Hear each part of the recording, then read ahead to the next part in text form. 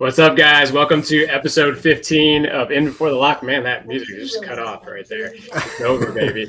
I'm Rob with the Electric Playground, and we've got Davey with Stumbler, and lots of guests today. Rob. So super excited. How you doing, Davey? I'm all right, man. I'm good, thanks. London's finally turned on the heat, so we had a nice hot sunny day in London. But unfortunately, my games are out of action. We see that, as you can see behind me. So I don't have a sexy background like you guys do, and I've got a bit of a sexy background envy going on at the moment. But do you want to, Rob? Do you want to ask me why my games are out of action? Well, I know, but you tell me again. What's going on? Okay, so you know how you're always giving me shit about how loud my machines are because of the noisy fans. Mm-hmm. So before the show last week, I tried to change them over, and I did. But then you'll notice, I don't know whether you noticed in the show, but my jaws turned off halfway through the show. No, I didn't. Yeah, I think I killed my PSU in Jaws as a result of changing out the fan for one that it didn't like. I think it might have been too high revs or something like that. But I got the part number wrong and screwed up my PSU. So I'm currently waiting for a new one to arrive before my games will be back in action. Big Lebowski's fine, but I just don't want to turn it on in case the same thing happens. Well, you know, you're also moving soon, so that's exciting. We got a big show. We've got Karel and Peter from the Pinball Mod Factory.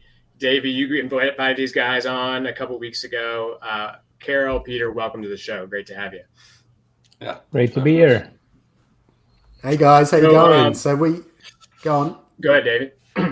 Well, I was going to say, I met Karel and Peter at Expo last year, didn't we? We sat down in the hotel auditorium outside that beautiful breakfast bar that serves sausage and egg muffins, which I still have dreams about. And we sat down and we talked about all things modding, didn't we? Yeah. Yeah, and you guys were talking to me about mods that you've worked on and your future plans for some Elvira mods, which we're going to cover in today's show. And we sparked off a beautiful friendship. Yeah, it was really good to meet in Chicago. I think Peter and I discussed it a few times that we need to get involved also in other parts of the mod making, and I think you for us were definitely a clear choice in if we go the route of adding more stuff. Yeah, then we wanted to hook up with someone who was already established, and so that was for us was quite easy to follow. It looked like it was meant to be for us, because we were on this path of doing things ourselves or just buy complete lightning systems. And you were there on Expo, and I said, okay, we need to talk to you. Well, it's great that you can join us today, and we're really looking forward to hearing about all your history and how you got into modding. But Paul, Rob, do you want to take us through the rest of the agenda before we start hitting that? Yeah. So these guys have some awesome mods, both for Elvira and Alien, that we're going to go over. They've done some other stuff they're going to share with us. Davey's got a bunch of mods lined up for us to go through too from other makers. Peter and Karel are going to be joining us for that part, talking through those. Before we do that, let's just talk a little bit about the Melvin interview, Dutch Pinball exclusive. Melvin Williams was on last week. We were talking about the Alice in Wonderland game, and you guys are based in the Netherlands too. Is that right? Yeah, and that's correct. Melvin? Are you guys all playing pinball together? What's the story there? Not playing pinball together, but we know Melvin. We also know Barry from Dutch Pinball. He was also there in Chicago, and Melvin was also there at Expo. We talk regularly to each other. It's not like we see each other weekly, but we know them and we talk to them. That's correct. I joke because we were talking about in the pre-show how small the Netherlands is, but regardless of the size, very big scene there. It seems like. Any thoughts on why that is? What's kind of made that such a great place for pinball? I don't know, because I think the Netherlands has the largest club in the world with people in the pinball scene. So the Dutch Pinball Organization, I think, is one of the largest in the world. So why? No idea. Did you guys grow up playing pinball, Peter? Did you used to, like when you were a kid, when you go to arcades, were there pinballs there? Yeah, I went to arcades, but I was more into the video games at that time. Same. I know there were pinball machines somewhere around. It should have been the Addams Family around that period or something. But I liked Outrun and Paperboy and that kind of games. So I think we all sort of fell into that category, and I think it was only later in life, when I started going to bars and drinking, that I really got turned on to pinball machines. And it's a similar story that I hear from a lot of people. It was for me. It was a friend. Yeah. So for me, it was a friend who had some machines, Lord of the Rings and Pirates of the Caribbean, the Stern one. And I was just amazed by the world on the glass. And then he said, when I moved into this house, we had some room. And I said, now I get a pinball machine. And it's still there. It's the Indiana Jones. I got, it's about 10 years ago. And then I got into the Dutch Pinball Association. Got to meet people, and then I met Karel on one of the evenings where I was invited. I think we didn't have a click in the first place. It was a bit of... Tell us more about that. Who didn't like who? That's what I want to know. It was not that open. The guy who introduced us he's a very outgoing guy. So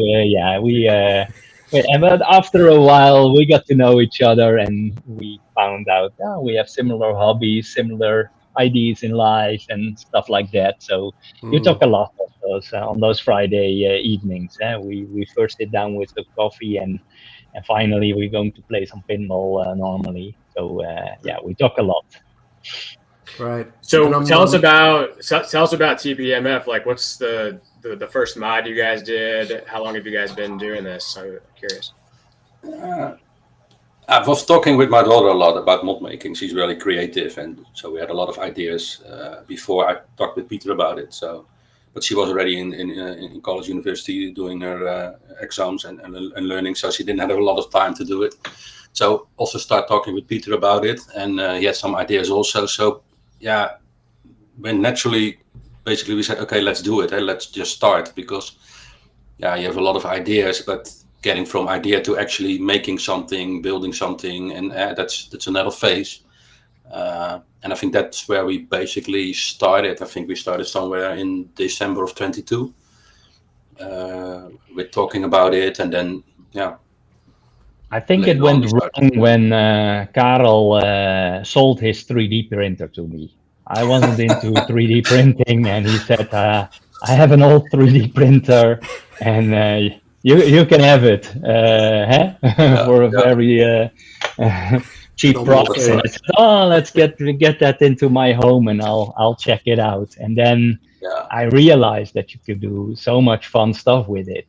So, but basically in the beginning, you're just looking at Thingiverse and stuff like that, printing it and checking it. And then the painting came in, and then we realized, okay, now we're onto something. And in the first part, you just made it for friends and everybody who was interested in a mod. And I think the first mod I did for Karel was in the Batman, the building in the back. There was already a mod like that, but it's for us in the Netherlands, it's very expensive to get an American mod over here. So if it's just something that's just printed and painted, I say, we can do that. I've been in model building for all my life, and I bought an airbrush and checking with that and stuff like that. So that was the first mod I did. Also created myself completely. First in Tinkercad, easy creation, just putting things together. And then we started. I started only making mods for myself. And when I got my Alien machine, then yeah, I had so many ideas about what we could do. So that started it It's off. interesting. It's interesting that you mentioned Tinkercad because that's what you use, isn't it, Rob? Yeah, I mean, it does the trick. I'm sure there's better things out there Oh, for yeah. better curves and stuff, but it's a lot of the stuff I'll make in other programs and then just kind of import it and assemble it in Tinkercad. So definitely, and it's free. So it's nice. The demo that you gave to us the other day, Rob, just in terms of the mechanical assembly of the parts and moving them together and apart, was really impressive. I mean, I think I might have mentioned in that show that I use Fusion 360, and I'm sure it's probably got similar features, but they're not something that I've explored or that I used or that I use on a regular basis. But I could see a real benefit in that. I think when we were watching, I think it might have been the Jaws behind the scenes sort of tech interview. They were giving amazing demonstrations of the moving drop target assembly and pulling all the parts out together and stuff, and it was just so impressive to see how they do everything on such a minute scale. But it's really interesting, Peter, when you said before about how being in the Netherlands sort of makes it quite prohibitive to get mods in, and the shipping and the cost and the conversion or whatever. And that was a really interesting statement, because in fact that's the exact reason I got into modding as well. Was seeing something and essentially trying to replicate it but make it better. The Chase Echo, which was a creature from the Black Lagoon chase board that I did, was that exact thing. I saw somebody had done it and I just wanted to see if I could do it. So that's a really interesting entry point, I suppose, for modding. Yeah, so and especially when it's Peter, just the 3D part, and you can paint it the way you like it, and you can scale it the way you like it. Then it's especially useful to do it yourself. If it's with more things and more tech in it, then you just have to pull the trigger and get the original, because I cannot make everything myself. And the Chase Echo board I also bought from you. So Okay, cool. Can you guys hear me? Yeah. Am I back? Right. So so Peter, I'd love to see some of the stuff you guys have worked on. I know there's been some things you haven't brought to market, but we've got to look at this Elvira mod, and I saw you did a black and white version, so I love some of the attention to detail. Give us a peek at what you've been up to. Yeah, we can share my screen. So we started with the alien stasis chamber, and can provide you a proto of it. That was the first iteration of us, and it was just for my machine. And then I got some pictures on Pinside, and everybody was saying, "Oh, that's cool, that's nice. I need to have that, etc." And then I said to Karel, "Hey, we had this idea of getting into the mod business." I said to Karel, "Okay, if we have one already where a certain demand is for, then this would be the one." And it was a remix of an existing one, and finally we got to a version where we made it with rods, and you see some production. We printed all. We designed a valve on top of it. We designed special LED holders for beneath it. So we started to make more iterations, and I know the first time when Karel and I were sitting with a bunch of 3D printed parts, and we said, "Oh, we need to all rework it a bit." And I said, "Oh, it would be nice if we had rods on it. It would look cooler." And I say, "Oh, let's print some studs, and we just glue it on there." And after an hour of working, we decided this is not going to be the way. I need to redesign everything, and everything went into the trash can. I said, "Okay, let's start over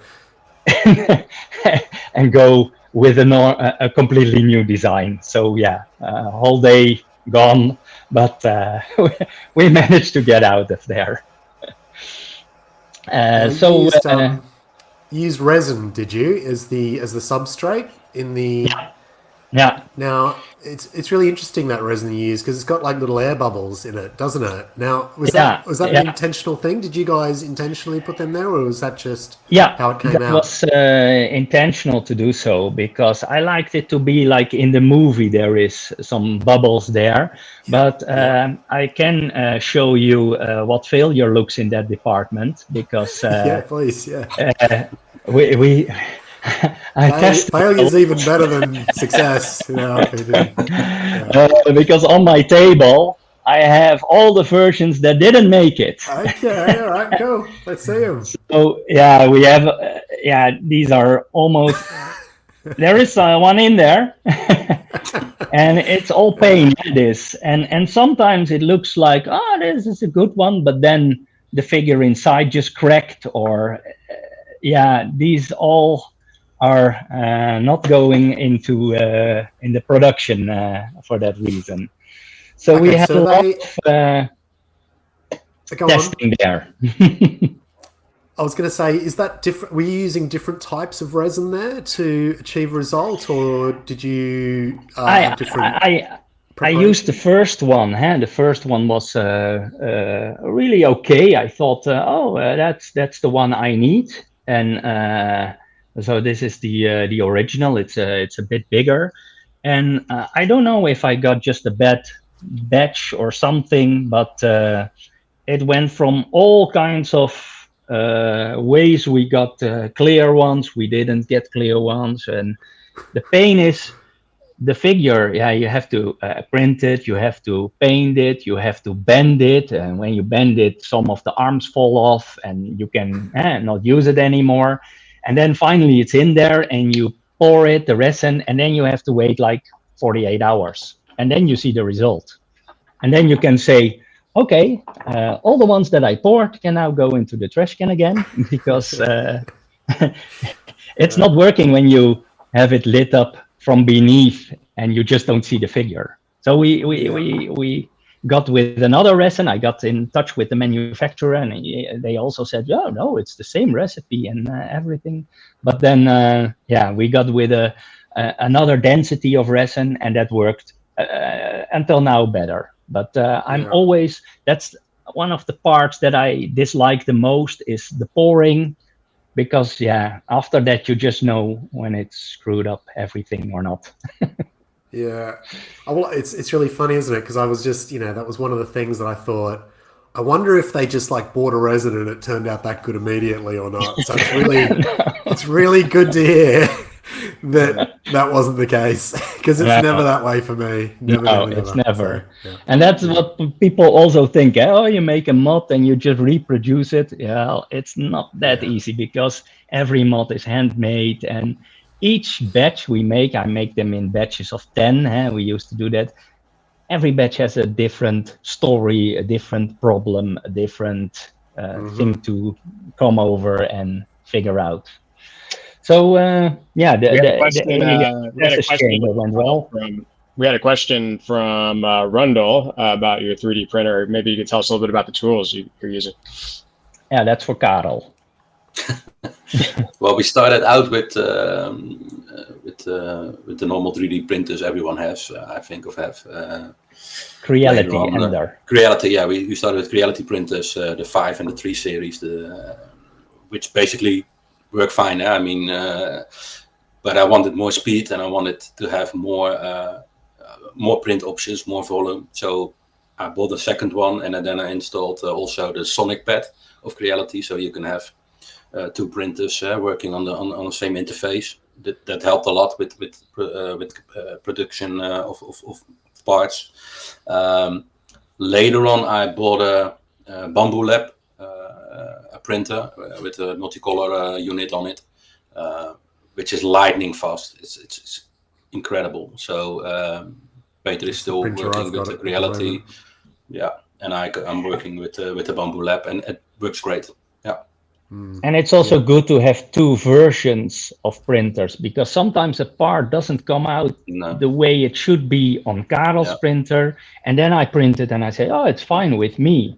I don't know what I've done then with the settings or what else, but then so we shift back and forth sometimes. I mean, working out a 3D printer's settings is an occupation all in itself, I think. It is intense. So the first two mods, and we'll get to the second one in just a bit.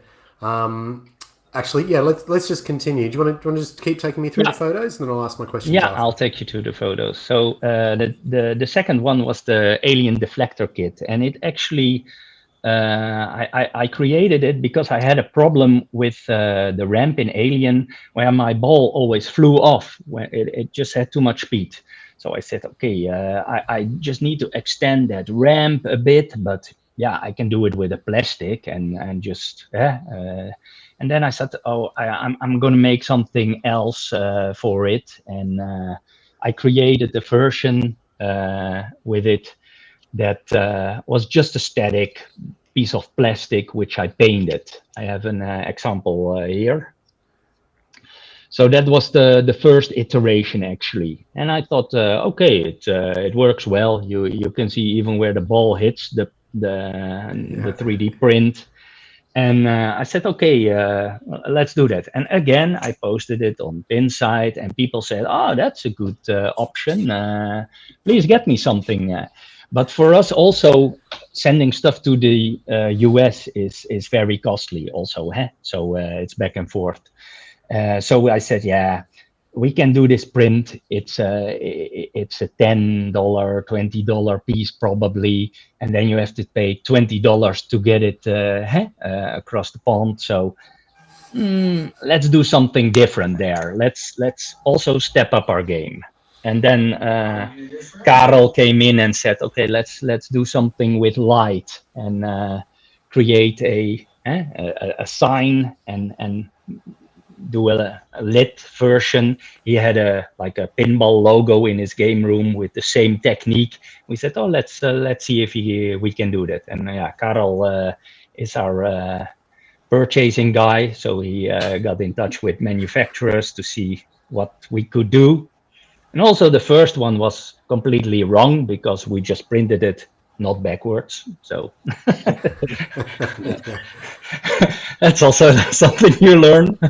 Yeah. So yeah, Karel, maybe you can talk something about it. Yeah, I designed it in Photoshop. Okay, is that edge lit acrylic, Karel? That you? Yeah, it's acrylic. Yeah. What I did is I created two signs. I had to ask Peter because I'm not into the alien world, so needed to know, okay, which logos do I need to make? And he told me, and then I make them in Photoshop. And I had the idea for my game room where you have two glass panels, and each panel is lit in a different color, and you get a kind of effect. And I said to Peter, well, let's do something like that if possible. I didn't know what the minimum size was and stuff, so I found a company in the Netherlands, and I sent them the logo and said I want to have engraved plexi plates. So yeah, like Peter said, the first one was wrong. It was basically mirrored, so if you put it in, it looked idiotic. And then we got a new version, and basically it was exactly what I expected and wanted. It looked really sharp, really cool. It's really difficult to show in on screen. If you see it in real life, it's really clear, really sharp. And I thought, this is the way to go. So when we had that design of the plexi, and Peter created the whole 3D model for the plastic, then it was then we had basically what we want. Because for me, and also for Peter, and also for my daughter Anna, who's also part of TPMF, we really want to bring quality. You can print, as Peter also saying, it's really easy to print something, paint it, and then say, okay, this is the mod. But we really wanted to, every mod we basically sell, it should be getting to a next higher level. And this was, for me, was really clear that it was what I wanted. And we basically all three said, okay, this is the way to go. We had a question just about your guys' background in engineering and design. What led you guys to be able to do this? Creativity, because we're both IT guys for all our lives. We're both independent contractors. We both work in IT as consultants for large companies. But I always liked to draw when I was young, and I think Peter also was telling some modeling stuff like that, making model planes and putting stuff together was always one of my interests. So I think there, together then with having pinballs and seeing all kinds of ideas, I think that's what basically started it. And Photoshop. Well, to be honest, I did my education was mechanical engineering. So I also did AutoCAD. I know how to work with AutoCAD. Also, don't use it now, but I know how to use it. So also 3D modeling and stuff like that. It's but we work in IT. So yeah, Karel, you mentioned your daughter is Anna is also part of TPMF. Yeah. And is she studying at the moment? Is she? No, she's finished. Yeah, she finished. She's now working at a museum, because that's the field of expertise she studied. She's now working there, and we already knew that the moment she was finished with school, she would also join us, because she's really creative. We'll tell you about that later. But yeah, for me, it was also always the idea to have that business together. And then with Peter, with the three of us, it's perfect, because we basically can cover everything that is needed. All right, and now the face hugger, stasis chamber, stasis. I mean, you've done 8 runs of that now. 125 orders. Is that about right? A little bit more than 125. Every time we think, okay, this is it. We're done now. Up to the next one. And then we get someone either by PM or in the topic. Do you still have one? Or sure. And then I talk to Peter again, and I'm a bit how do you say it? The driving force behind all the selling and the packaging and because it's a lot of work on the backside also. People see the mod and they think, okay, pay the mod and you get the mod. But we were really also in the beginning really keen on quality. So we really went over packaging materials, colors we use in packaging materials, logos for the sticker we wanted to use, company name, stuff like that. So yeah, it's like I said, it's really easy. You see more mod makers, they make a mod. It's really popular, but they don't have the capacity to make more of them. So they basically put it on Pinside. People want one. They get the orders in, and then they figure out, hey, I cannot do this because I don't have the time. I don't know how to send stuff outside of Europe. And that's all things we basically looked into before we started. So I knew exactly what shipping labels, what the amount of money was for certain countries, box sizes, packaging, and I like that also, that part of it, because it gives it, makes it a total production. Which is really handy that you do, because I mean, like you say, I guess we all got into this because of the creative side. We want to create something, we want to be part of the pinball world in some small way and contribute to it. But the creative side is maybe 10% of what it means to be a commercial mod maker. And it's all those other things that you mentioned, Karel, the packaging. I mean, even things as dreary as sending people tracking links for their packages, even just making sure that the right sticker goes on the right box. There's a process to be followed with all that stuff, and if you don't follow it and you get it wrong, it can cause big problems. And it takes so long to correct them sometimes. So you're quite right. So I think it's important. We pulled up your packaging. I love the Struppenwaffle touch as well. There's a lot of snap. There's a lot of snap giving in pinball. I love that. There's a funny story there, because Beelzebub on the pin side, he's a well-known character on the pin side, he sent me a PM privately, and he said, I got the little stroopwafels, that's how you pronounce it. I got stroopwafels, and I ate them, didn't give them to my grandchildren.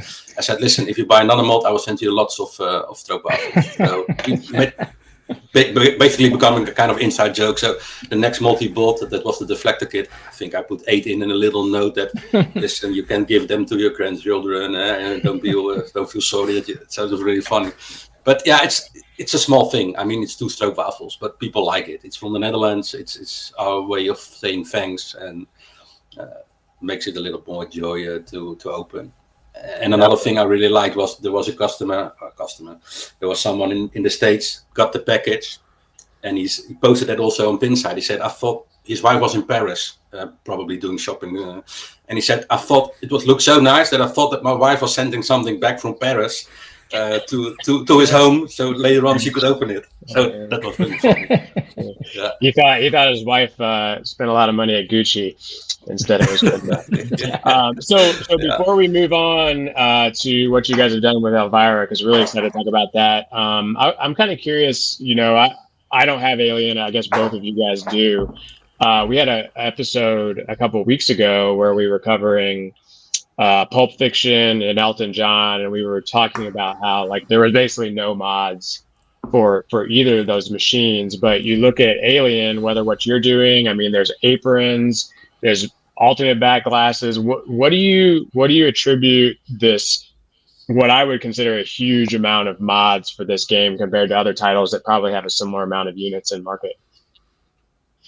Yeah, so I started playing Alien, of course, the highway version. A friend of ours got that on loan because it was very hard to repair, but he got it managed to repair it.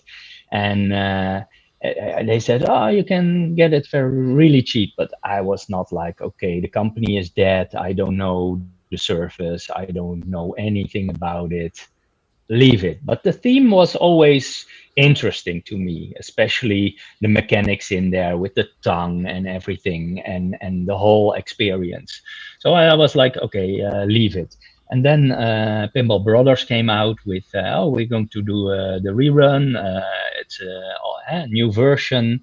And I first wasn't that really into, and I think they had it on Expo 2022. I wasn't there, but I saw the movies from it, and I was saying, whoa, this is a nice machine. I have one place left. I have the money. It was in a time that pinball machines weren't going down in value, so I said, let's just put it in there and see what happens. And by chance, a friend distributor, which I buy a lot of machines from, he was also starting up that distribution. He said, oh, no, I have them. So he brought me an LV, which I have now for over almost 3 years or something. And yeah, it's only getting better with the new code, the Ripley edition that was came last year on the market. I really like it. It's also something, each pinball machine, you have machines that fit you. You just can find the shots, and you have ones that I don't even like. For me, I'm not that kind of big Elwin fan, so I'm staying away from them a bit. I had Jurassic Park, but there was no click with me on the shots. I couldn't get good progress on the modes, etc. And I do on the Alien machine. But some people who come here just think it's clunky. But the immersiveness, the world on the glass, the mods you can make for it, because there is a lot of room. It's a wide body. Yeah, that was for me to get into it. Yeah, so you're saying you think there's space on the playfield to add stuff, and the world itself lends itself well to mods, I suppose. I suppose it's I think the darkness of the game, but then with the green of the world, and I mean, you guys are aware of the apron mod, with the acid holes and stuff and the green shining through. It's a really great effect, isn't it? And a lot of people have done that with your stasis mod too, haven't they? So brought out that sort of that glowing, sort of slimy, sort of green color. But yeah, it's but I think that. Go on, Karel. No, the question, of course, was why isn't that happening? For example, for Elton John. Pulp Fiction, Elton John, Pulp Fiction. But if you, for example, look at an Elton John, it's a beautiful game, eh? It's lightning and everything, it looks perfect. And we played it several times, the CE and Platinum version. But if you look at Alien, I think it's more a theme people like, a way relate to Alien and stuff like that. And to be honest, I think Elton John, if you look at it, I could not imagine what you would create for a mod for it. I mean, things that you couldn't imagine are already in there. The girl dancing and the rocket and the crocodile. So, yeah, I don't know. I think, yeah, the drive to create something for Elton John is way less than to create something, for example, for a theme like a Marvel movie or an Alien movie. At least, I think that was also is coming to play if you look at creating mods. Yeah, I mean, the atmosphere is great. I mean, I imagine people that are equally into Elton and equally into Alien, as in two different people, they're going to have a lot more toys laying around that are Alien than they have Elton. Yeah. So I know for me and for most people, like you start by putting your own crap in there, and then you get the good stuff. And you guys are making some awesome stuff, even though you're putting stuff in things, which is what we all do. You're doing it on a higher level. So very cool. And of course, it's been around a long time. So maybe Davey, we just got to be more patient. We'll see what happens. Well, yeah. Well, if you also go to Comic-Con or something, the Alien brand is still alive there, even after so many years. Yeah. And I didn't see Elton John there. But it's a nice game, and I really game. Yeah. Well, Peter, do you want to show us what you're working on for Elvira? I'll let you get it queued up. Yes. So, and Karel, this is one that your daughter did a lot of work on. I kind of come together. Yeah. So we were really, we were ready with the deflector kit, and we said, okay. And Karel came with the idea. We need something behind that house in Elvira. The house is very central. There is a lot of room around it. And we said, the best thing is to get Gappa Angry. It's a mode, and he should come out behind the house, and when the mode is on, it should trigger that. So that's what we first thought, like, okay, let's make that. Let's see how we can do that. And then Anna came in. She was just graduated, so she had some time. And she is really good with sculpting and getting a clay model. And we actually we sent her 2 pictures of the back the translite that this is the Gappa Angry, because Karel already bought one from Tokyo. It was a complete other figure. So there are a lot of Gappa Angries around in the world. So we got there, and we said, okay, we need to do something with it. But again, when the idea was to have it moving, the idea was to have it come behind that house. But then we said, you don't go to Gappa Angry every time. You don't start a mode every time you play the machine. So let's get him fixed behind the house, but let's do something with lightning, the lights behind it. And that's when, we just were heading to Expo, and we saw Davey in the cafe eating his croissant. I thought, that's the guy we need. He knows something about Arduino and stuff like that. And so that's where we got involved. And he said, well, I have a solution for you, which could be very interesting. So we designed it. Anna designed it. Karel got us in touch with, actually via Barry, with a person that casted. He did the casts for the small cars on the top play field.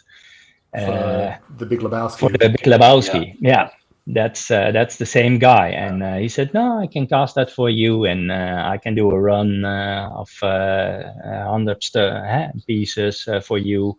And that's when we got into that. So it is a white casted bird. I don't know if Karel has an example. Yeah, I have an example.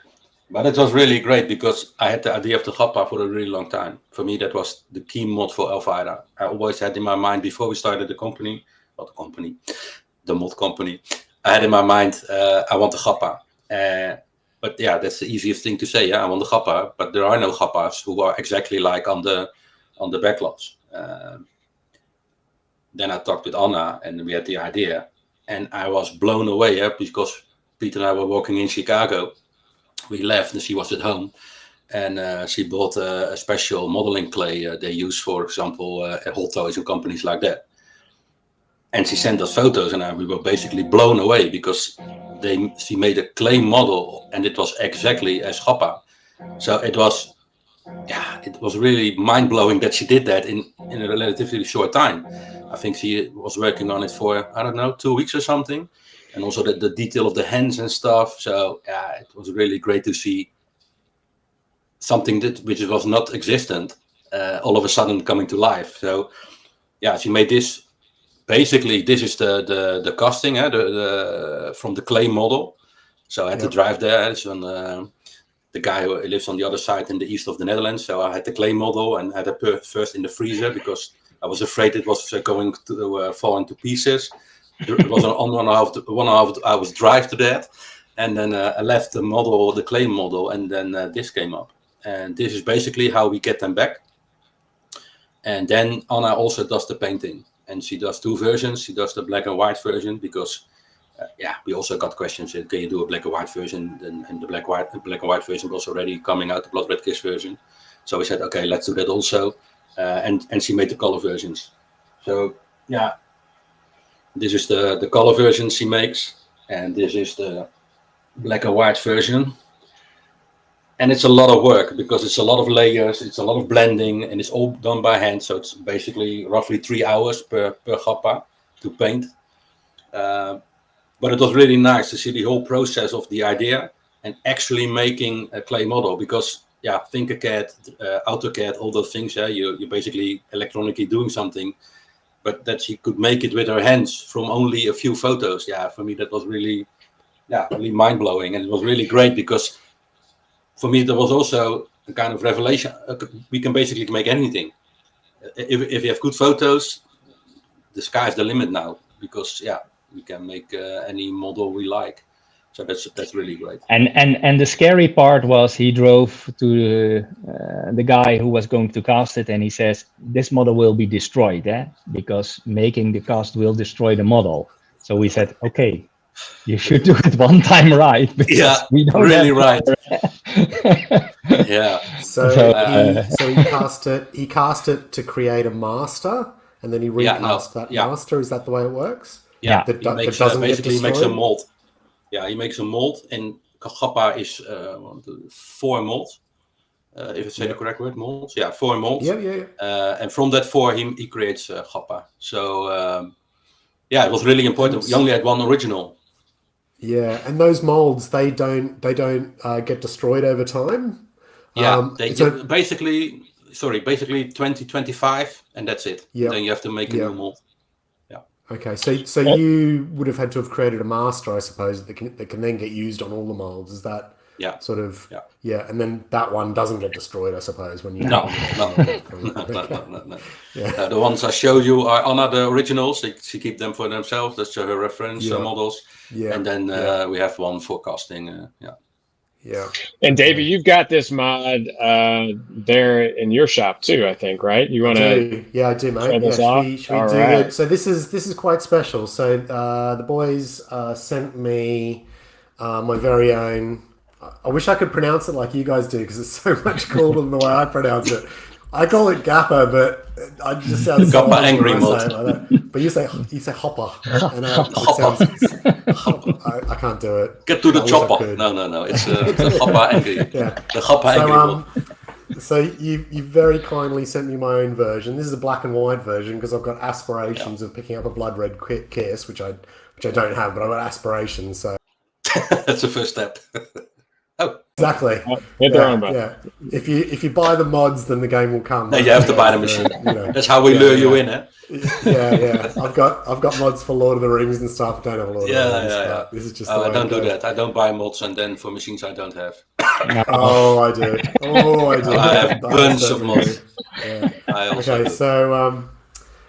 So you very kindly sent me on. And now, just so everybody's aware, I have not opened this. As a brand new box. I did just release the tape earlier. This is going to be an unboxing. I've never done an unboxing before, so everyone will just have to bear with me. And look, you can see the. You're gonna speak in a really high pitched voice while you do this.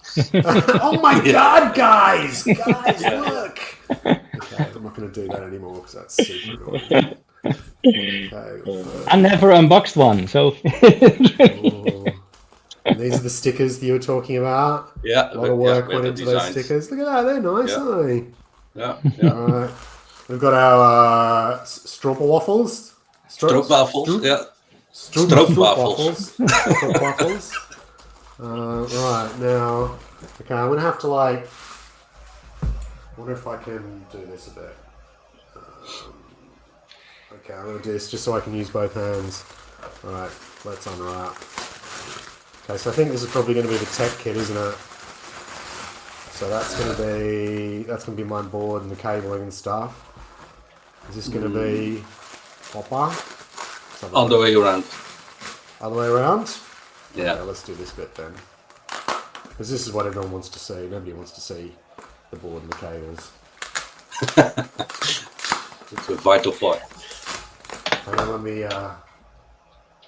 That's also a lot of tinkering out to get a good instruction video to people, because you have to work with cables and get them through the play field on certain parts, and it's always very hard to make it understandable for everybody that they can do it themselves. Well, I did see there was an install video done by somebody else for your Alien Stasis mod. Yeah. I was watching earlier. Really nice. Was that? Yeah. Did you ask him about that, or did you just put it together? No. I saw that in the one of the topics, and he really made a beautiful installation video. Oh man, that's okay. That's really nice. She's done a lovely job of the painting on that. Yeah. That's So it's all dry brushed and blended in. It's got edge It's just really picky. Yeah. If Karel is ready to pack it, then she can say, give it back to me. Give it back, one more because thing. I see a little, and I see nothing. Look like a Gappa. Yeah, hopper. I'm gonna practice that. Yeah, you can practice that. And what's the reception been so far, guys? I mean, are you shipping these? Are people receiving them? Is it going well? We shipped. I think we shipped now around 75 Gappas. Beginning we got a really big list, and we were like, oh whoa, it's almost how do you say it?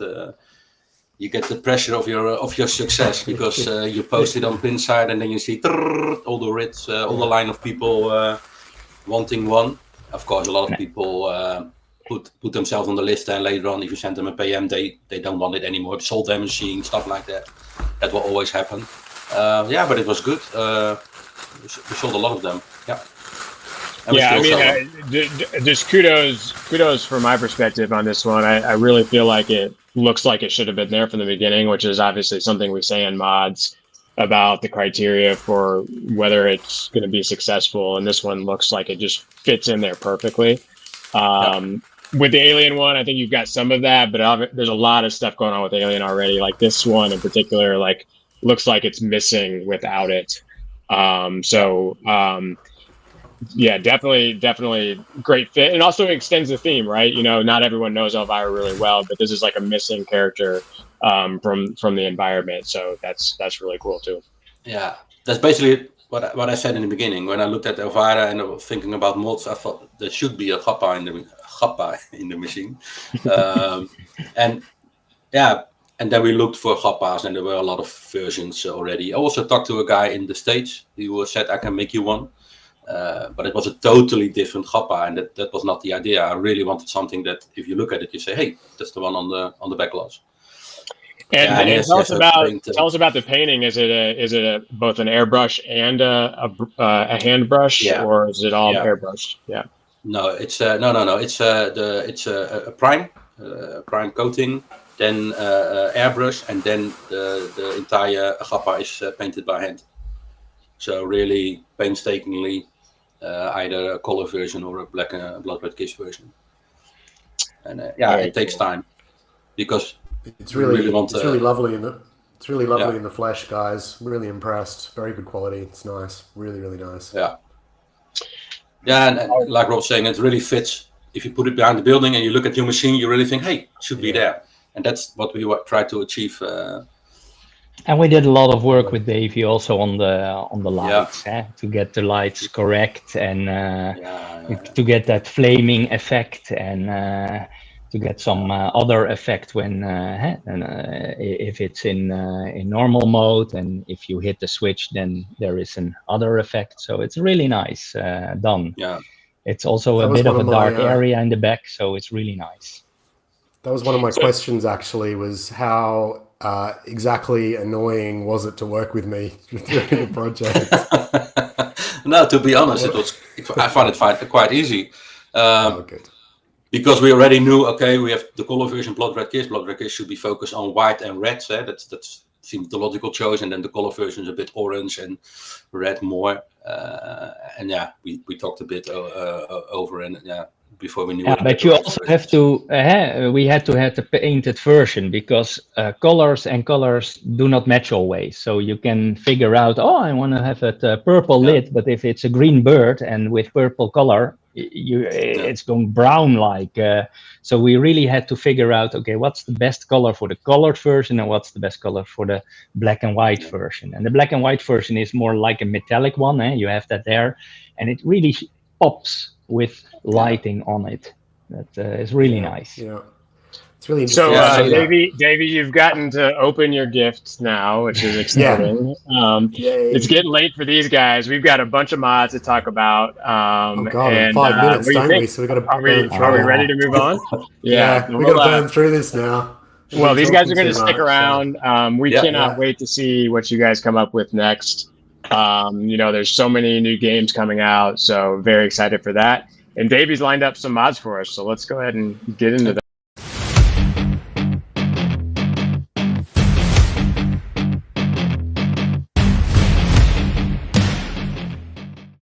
All right, we haven't done this in a while. We're going to do our roundup.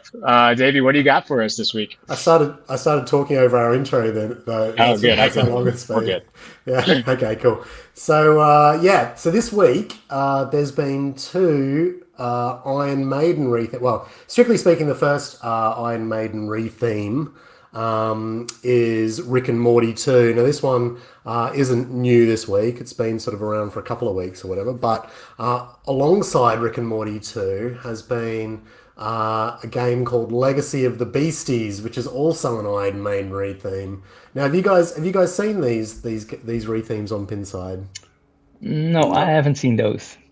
I saw the Beasties, not this one. Yeah. You saw the Beasties, did you? Okay. Yeah. So they're both Iron Maiden re-themes. They've both used Pinball Browser to replace all of the video content, all of the audio content. They've both received backglass changes. They're both reusing the original playfields for the moment. I think the Rick and Morty guys just going, it's too hard. I can't be bothered.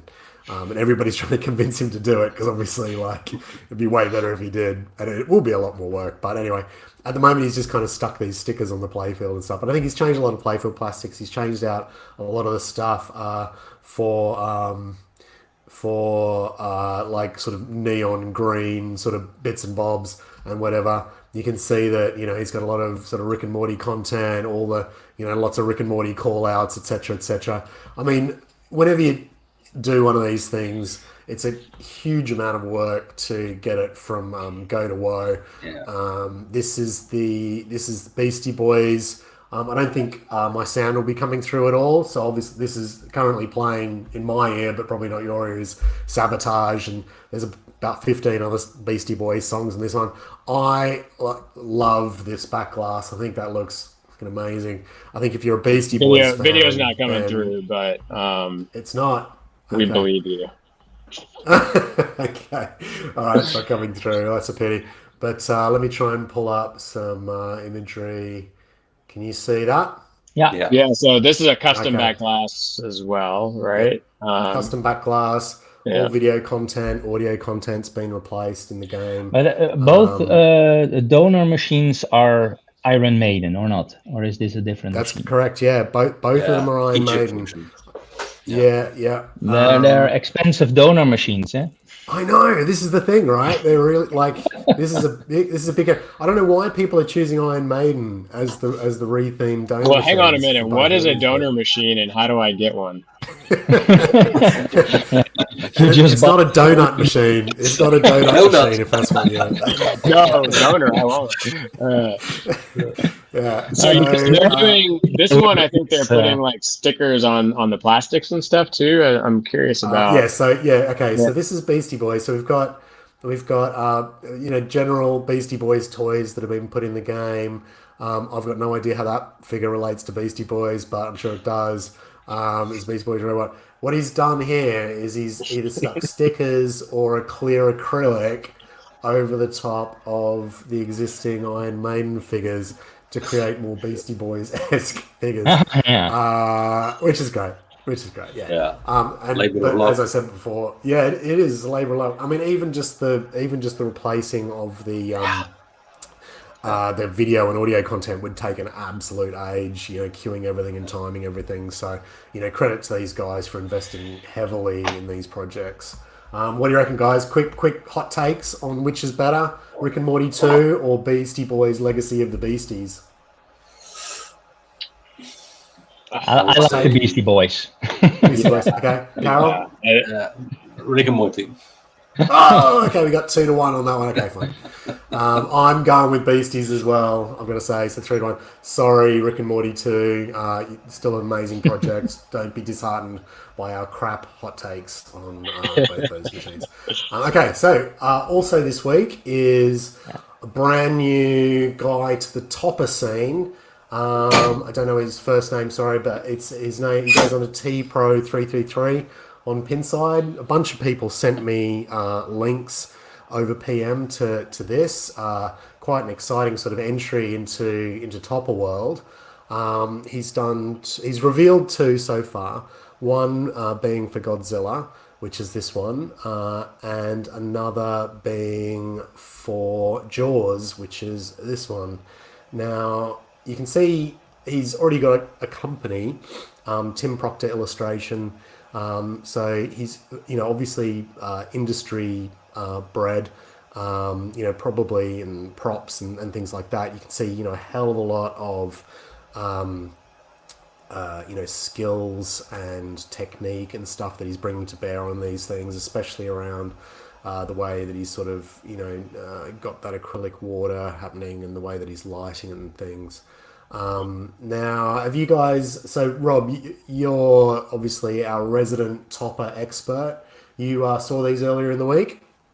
I did, yeah. I mean, they're amazing. I saw they're very limited. I think that the Godzilla's 10 and the Jaws is 5, or maybe the other way around. Mm-hmm. I know he's not advertising the price, but I think they're in the 1,500 or so range, maybe. I thought they were closer to 2. I mean, this is an interesting sort of aspect to this project, I suppose. So, anytime somebody's brought up that they're interested, he's sort of come back and said, "I'll send you a PM," and that sort of happened, numerous times. And then sort of, I guess the last couple of days, people have sort of questioned him on that. Why don't you post the price? Why is it always over PM? And his response to that was that, they're expensive pieces. A lot of work goes into them. He didn't want to release the price and have it turn into a pricing argument within the thread about whether they were worth it or not, or whether he was charging too much, which is an interesting sort of thing, I suppose. and a strategy that I guess nobody's really employed yet. Now, when I sort of raised that with you, Rob, earlier, you sort of had a different take on it, didn't you? Well, I didn't know that story, and I definitely think that reasoning is valid. But I mean, just from a legal perspective, you guys know the term CYA over there? Yeah, this is IP infringement, with the JAWS letters and stuff like that. So he'll be fine either way. But I think you don't want to be overly advertising something that isn't being used with permission. So and I think that's probably part of it. Look of this. This will take a lot of hours. Painting, casting. This is full. It's next level. It's a lot of work. It's a lot of work. If you do 10 of them, that's a lot of work. Yeah. And I think Rob, sort of your opinion on it in terms of it being sort of, the reason why he's not revealing the price. I mean, considering he looks like he's sort of part of the, illustration industry. I don't know sort of what aspect. Well, I just think there's no reason to add, with doing something so limited, you're going to sell them. There's no reason to add any scrutiny to this on any level. And it sounds like he was doing that both from just not wanting the conversation to get negative. The price is, I mean, it's a great deal. You're getting something that's one of a kind, effectively. Like you said, the painting took so much time. He probably doesn't even want to make 25 of these things. I mean, it would take he probably couldn't. Like even if he wanted to, I'm sure he probably couldn't without turning it into a full blown company and probably handing off some of that painting job to other people and therefore changing the product in that way. But look, very interesting sort of entry into the DIY topper market, I think, this week. So another mod that was released probably a month ago now, is C Arcade's new one for Jaws. Now, I couldn't play videos before, so is my video coming through, guys? Hit play. Yeah, we got it. Yeah, it is? Okay, so maybe if I just don't go full screen. So Chris has done funny little intro here, funny little video where he's superimposed his boat, which is a replacement for Ben Gardner's little speedboat. He superimposed his version of Ben Gardner's boat, into the Jaws footage of when they were looking for the boat, which is very clever, very funny. So a great little video there. Let me see if I can pull up actual footage of so there's the boat. It's a replacement for the premium LE boat that's in Jaws, that gets raised and lowered when you hit this captive ball. And I think he's done a really good job of it. He's sort of had a bit of a chat with him about the processes that he used and stuff, and the painting techniques. He's sort of embedded sort of smashed acrylic in the windows here, and there's various sort of painting techniques that he used. I haven't picked up one of Chris's mods before, so I decided. Any photos of it in the game? That is a good question. I don't think there is, actually. I don't think there is. I'll hit him up and I'll make sure we have one for the show next week. Okay, what else we got? Okay, so this week, Hooked on Pinball announced. Let me see if I can pull up. Oh man, they don't do. I'm not going to be able to zoom in. Where's my keyboard? These things are awesome. These yeah. So these are. Okay, let me see if I can. Okay, that's a bit better. So look, the image quality is not great, so I'm sorry about that. But these are Swinks. So Swinks is a very famous name in the pinball modding world. He very famously did the snack bar mod for Creature from the Black Lagoon, one of the first sort of really massive mods to really get bought in large numbers. Everybody who's got a Creature wants the snack bar mod from Swinks.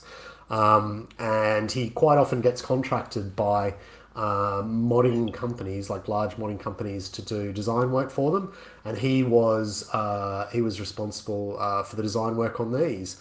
And these are sling plastic and inlay plastic replacements that are kind of, I guess, 3D sort of chunky versions of those inlanes.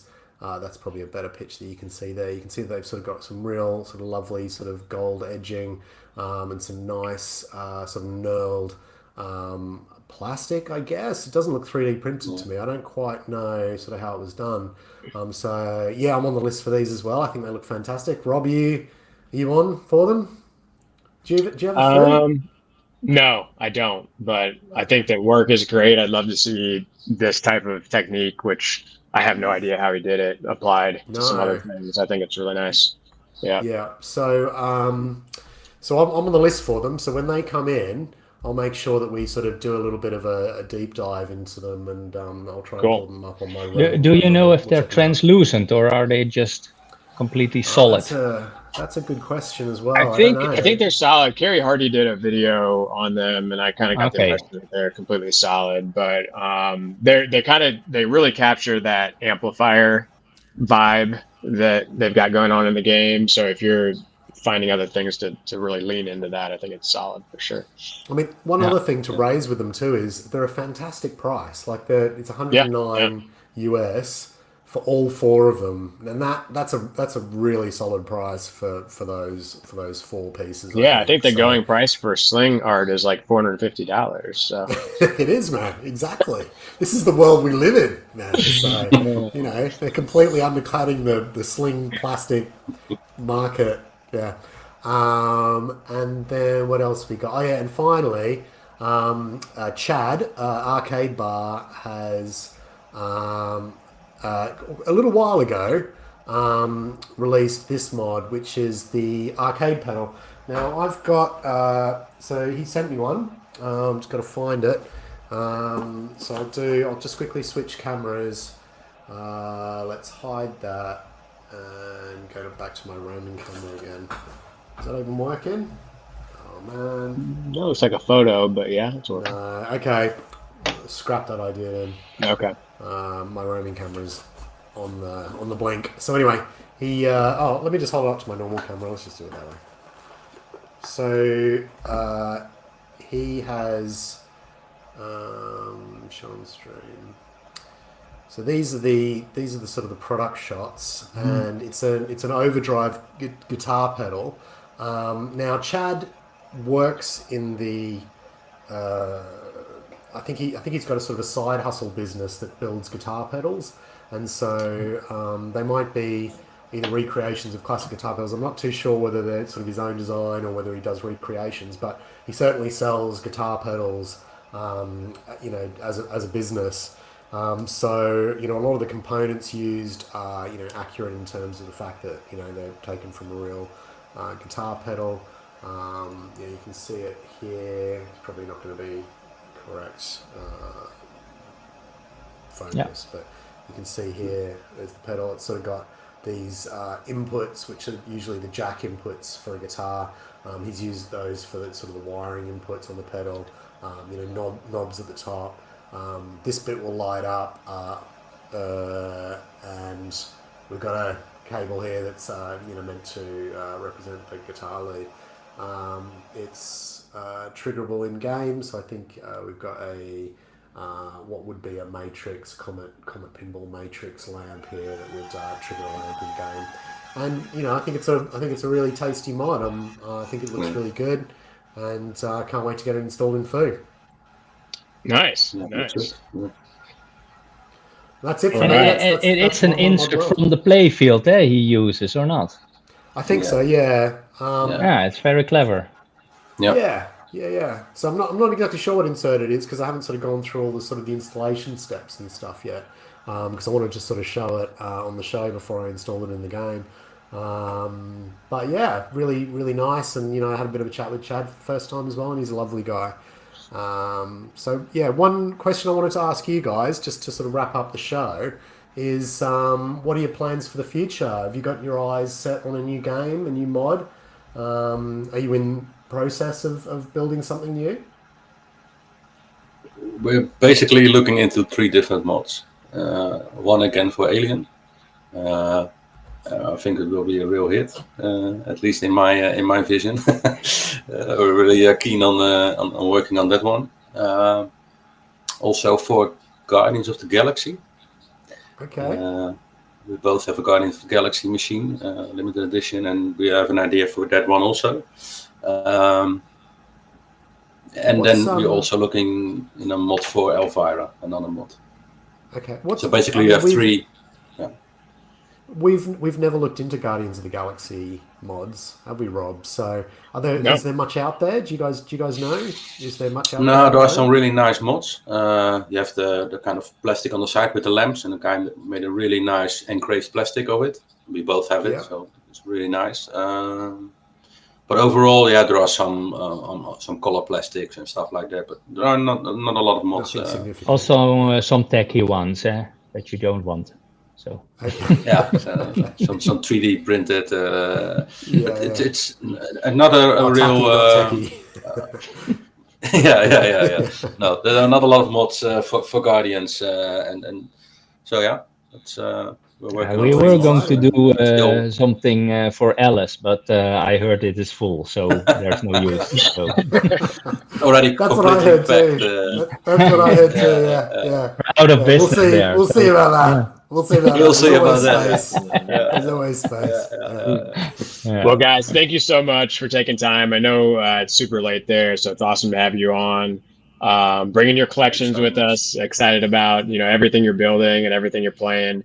So Peter, Karel, thank you, and keep building. I mean, it's super awesome stuff.